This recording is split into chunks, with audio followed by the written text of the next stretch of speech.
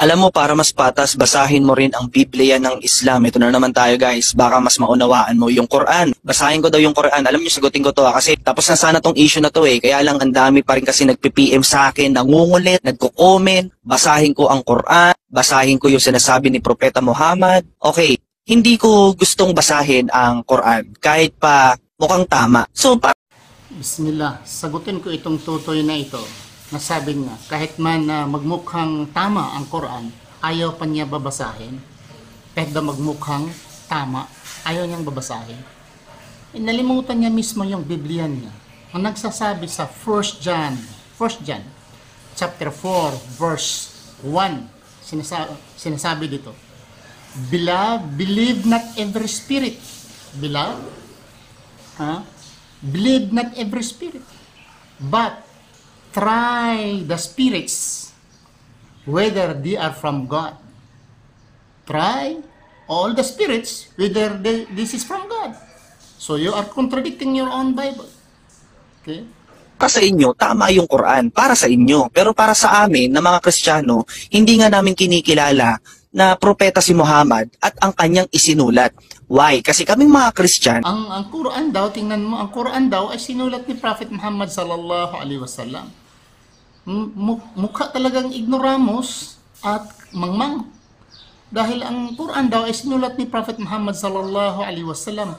Walang isang Muslim, about almost 2 billion Muslim throughout the world, walang isang Muslim nagsabi na ang Quran ay sinulat ni Prophet Muhammad sallallahu alaihi wasallam.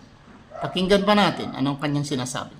ang pananampalataya namin ay ang nasa Biblia, which is na sinasabi ng Biblia, Christ is the culmination of the law. Sa Tagalog ng Romans chapter 10 verse 4, si Jesus ang hangganan ng kautusan. So meaning to say, kung ano yung itinuro ng aming Panginoong Jesus, which is si Jesus Christ, itinuro niya kay Pablo, kay John, kay Peter, na ipinapangaral doon sa Biblia, ay siyang aral ng aming Panginoong Jesus. Yun po yung ina-acknowledge namin.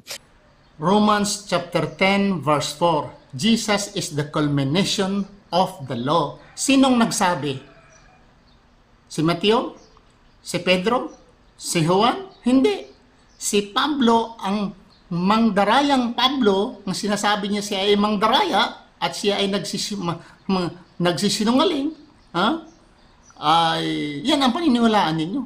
Bukang bibig niyo si Kristo, pero ang ginagamit niyong paniniwala ay kay Paul, na hindi na kayo maniniwala sa ibang mga babasahin o ano pa, dahil ang batas raw ay natapos na culminated during the time of Jesus Christ. Romans chapter 10 verse 4. Pininiwalaan nyo si Pablo So, basahin ko ang sabi ni si Kristo. Kung talagang natapos ang batas, basahin natin dito sa Biblia ninyo. Matthew chapter 5 verse 17. Idiretso na lang natin sa Tagalog. Huwag ninyong isiping ako'y naparito upang sirain ang kautusan o ang propeta. Ako'y naparito hindi upang sirain, kundi upang ganapin. Gaganapin meaning sundin. Sa English pa. Think not that I come to destroy the law and the prophets. I did not come to destroy, but to fulfill, to follow, to obey, to abide. 18. Sa English.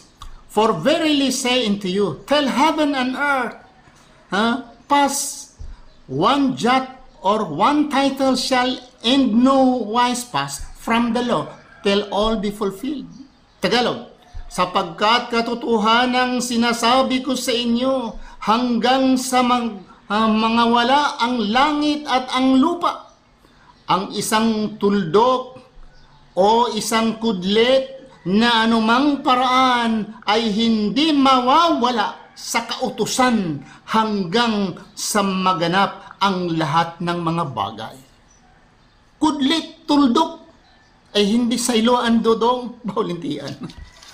Tapos sabihin ninyo nga, natapos culmination, Paul, nagsasabi, si Pablo nga mangdaraya, tuso, at sabi niya, siya ay nagsasalita, hindi mula sa Diyos, kundi mula sa kanyang gospel. Ito ang paniniwalaan ninyo. What you are using the name of Jesus Christ, but yung lumalabas sa inyong bibig ay mga salita ni Pablo. ka-ignoramus ninyo mga kapatid. That's why dati akong Kristiyano, dati akong ebanghelista ng Seventh-day Adventist.